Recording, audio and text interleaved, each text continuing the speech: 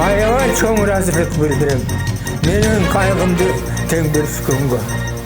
Ушул кайта